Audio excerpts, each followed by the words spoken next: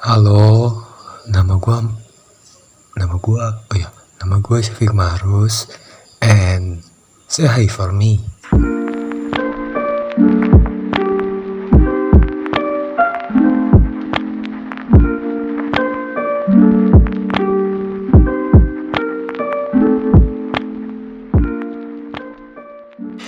Jadi gini, tadi kan bukan tadi sih, kemarin kan kita cerita soal mati rasa. Gue juga belum paham gimana sih rasanya kayak mati rasa gitu.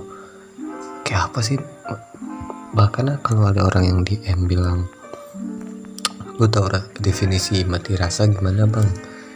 Iya, gue jawab nggak tahu doang. Soalnya gue nggak pernah ngerasain. Gue juga nggak tahu rasanya kayak gimana. Tapi kalau gue banyak referensi dari orang lain, katanya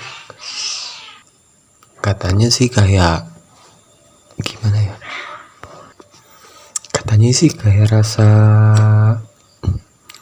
mau lo dideketin sedekat apapun gitu, seperhatian apapun sama orang lain, sebanyak apapun, tapi lo nggak bisa gitu, perhatian dia, kasih sayang dia nggak bisa masuk hati lo. Pokoknya kayak ada yang kayak ada yang nahan gitu. Dan diri lo sendiri udah bangun tembok yang gede buat protek diri lo sendiri. Yang gue tahu ya itu, maaf kalau salah.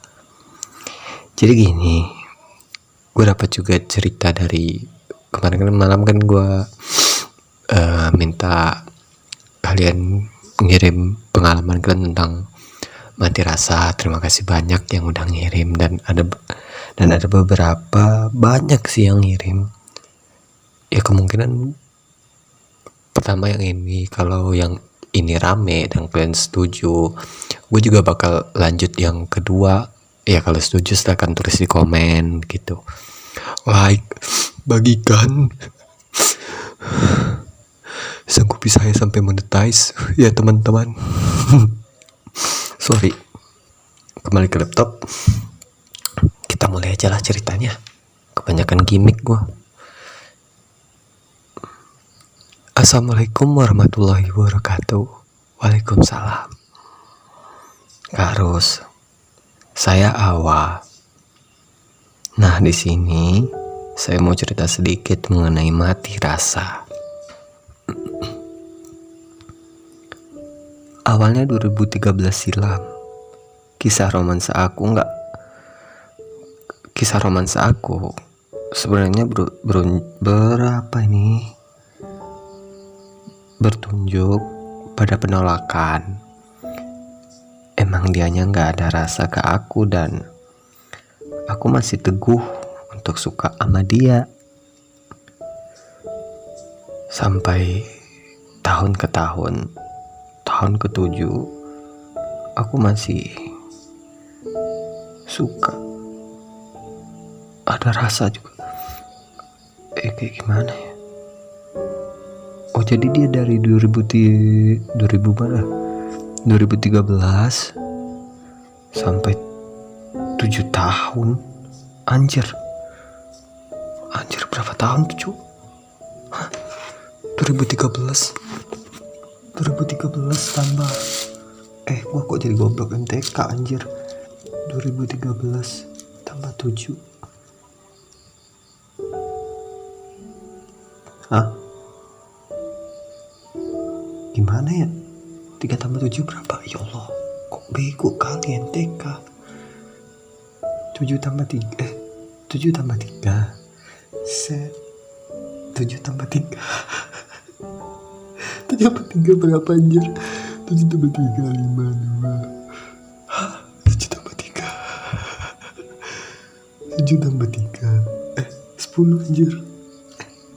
Masa 10? Oh iya, 10. Oh, sampai 2020.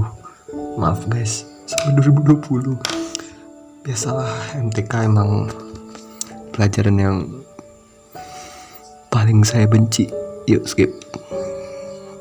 Ada rasa ke aku ada rasa ke dia, dan aku masih teguh untuk suka sama dia.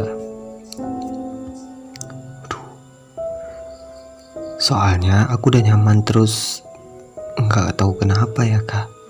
Aku ngerasa aku harus ngomong ini soalnya perasaan aku semakin dimari semakin parah aja.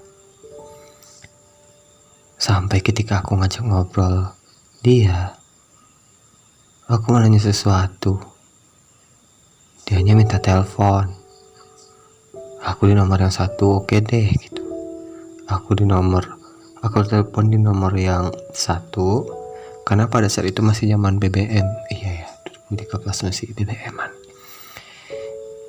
Terus aku telepon deh, aku tanya sama dia, aku pengen sama kamu. Terus dia bilang, aku nggak salah dengar kan ujarnya, aku tuh ya aku pengen jalan sama kamu.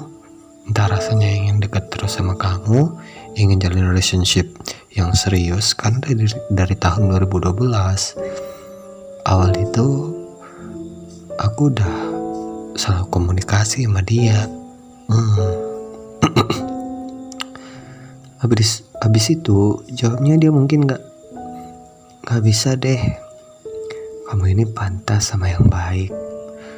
Banyak laki-laki di luar sana yang lebih baik. Nah aku tuh udah shock karena harapanku tidak sesuai ekspektasiku yang aku tanam sama dia beberapa tahun terakhir ini. Di hari itu tepatnya pukul 12.52 anjir AM, tengah malam. Semua akun sumber komunikasi aku ke dia walah terputus.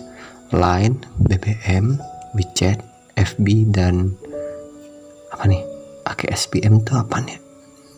Aku udah keblok semuanya dan tepatnya di hari itu harus semua akun komunikasi aku ke dia udah hilang. Dan entah aku sakitnya sumpah. Aku kayak putus asa. Kayak aku kenapa diginiin amat. Salah aku untuk ungkap rasaku ke dia itu separah ini.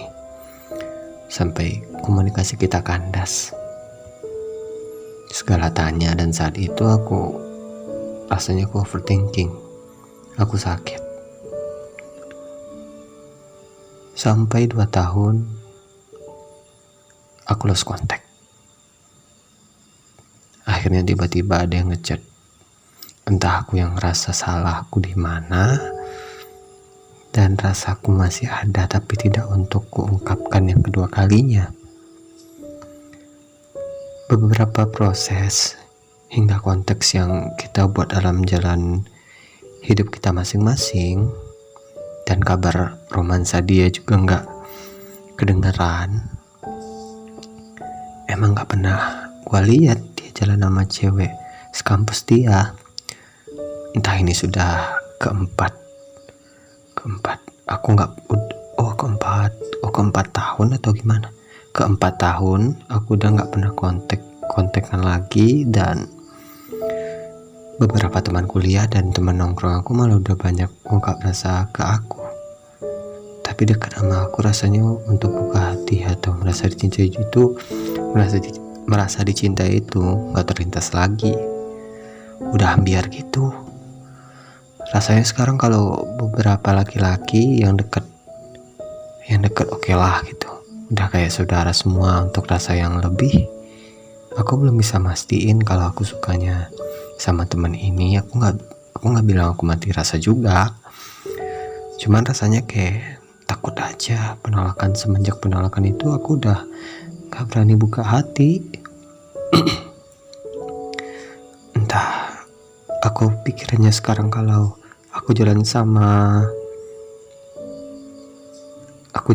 aja. Kalau aku buka luka kedua dengan area yang berbeda, jadi aku juga nggak mikirnya kalau aku jalan sama dia sekarang aku nggak butuh luka. Aku fokus skripsi, dan kalau jalannya sekarang ke depannya gimana, hanya ada dua. perpisahan dan pernikahan. Dan menurut aku kalau untuk nyaman bahagia nggak harus memiliki dan nggak harus ada kode etik satu sama lain dalam relationship baik.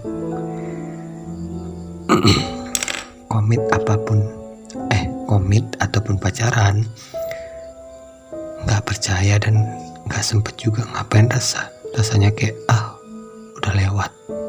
Tapi kalau masalah aku cuman pikirannya sama si dia ini kak, yang cewek ini kena tolak. Tapi udah nggak mungkin, tak Allah nantinya mau kasih, mungkin aku cuman bisa hamdalah aja. Nah kan betul apa kata dua, kalau kita bukan mati rasa, bukan, tapi lebih tepatnya kayak kita tuh trauma ya. Awal-awalnya kan kita ngambil keputusan nih gini kan, kita suka sama dia atau kita udah milikin dia tapi kita dikecewain gitu ya, pasti kita kan trauma bahwa sebuah penolakan sakitnya bukan main.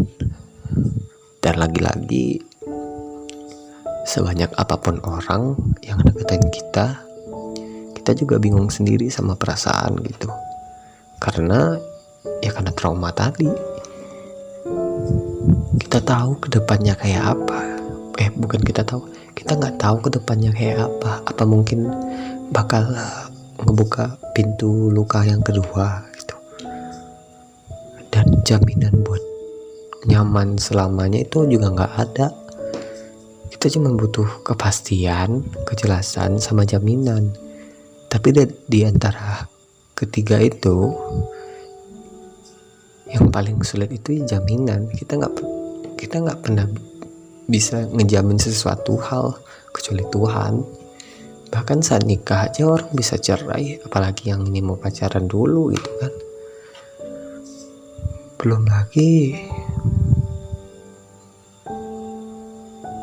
Belum bisa lepas dari yang penolakan pertama itu sama siapa tadi yang sejak 2013 itu kan. Emang sulit. Kadang nih bilang orang mati rasa tuh kayak, kalau gue sendiri dulu nyimpulin mati rasa tuh kayak nggak ada ekspresi, kayak apa ya, kayak lo dideketin dia gitu, ya udah kita nganggap dia teman aja, nggak ada rasa lebih gitu. Kalau dia mau nembak gitu kan, ya kita pasti ngejawabnya kayak kita temenan aja ya gitu. Aku nggak nganggap lebih dari itu kok, kita cukup temenan aja. Atau lebih parahnya adek abang itulah yang kayak gitu. Kita nggak pernah mati rasa itu jadi kayak, ya masa rasa lo tawar ya, kalau lo mati rasa berarti hati lo nggak ada dong. Kita nggak pernah mati rasa, kita cuman kecewa terus trauma sama luka yang kedua, cuman itu doang. Kita nggak berani ngelangkah karena langkah yang pertama kita udah terjatuh parah, kita udah patah. Dan proses buat itu emang risikonya gede. Patah terus berusaha buat ngerangkak lagi, jalan lagi, lari-lari lagi, itu nggak mudah. Dan bahkan di umur yang udah segedek itu, udah mau kuliah lo tadi katanya kan, udah nggak pantas buat comot-comot gitu aja gitu, nggak milih-milih pasangan. Ya dibilang jual mahal, ya emang harus jual mahal. Soalnya kan buat yang dipilih buat pasangan kita kan untuk seumur hidup gitu. Apa salahnya sih buat milih sesuatu hal yang spesial buat kita? Malahan milih minum di kulkas aja bingung mau beli yang ini apa yang ini gitu. Lah ini pasangan hidup, ya pasti kita pilih-pilih lah yang terbaik buat kita, yang terbaik buat dia. Jadi gitu. lo boleh tersakiti sama seseorang, cuman seseorang doang gitu. Tapi lo nggak boleh anggap semua orang sama kayak dia. Udah. Karena ketika lo anggap semua orang sama kayak dia, yo lo bakal berpikir negatif terus sama semua orang. Oh, bakalan kalau gua hubungan sama dia pasti bakalan ujung-ujungnya kayak gini. Nah, karena kita trauma masa lalu, terus kita simpulin deh sama yang masa sekarang. Masa lalu emang berat kalau diinget-inget mah. Kayak kata orang, emang apa yang lo lakuin hari ini itu akan berpengaruh di masa depan. Contohnya kayak gitu. Kayak kita tuh trauma, lagi-lagi trauma. Ngilanginnya gimana? Gue juga bingung. Ya cuman itu sih. Kalau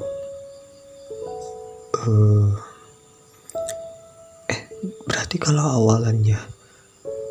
akhirnya mati rasa, berarti awalannya berharap tinggi ya. Kayak lo terbang gitu kan, terbang.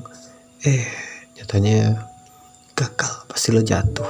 Nah, dari jatuh itu lo balik lagi tuh ke trauma, kecewa, hancur, baru mati rasa yang lo bilang. Tapi mungkin kalau dari gue nggak setuju kalau itu dinamain mati rasa.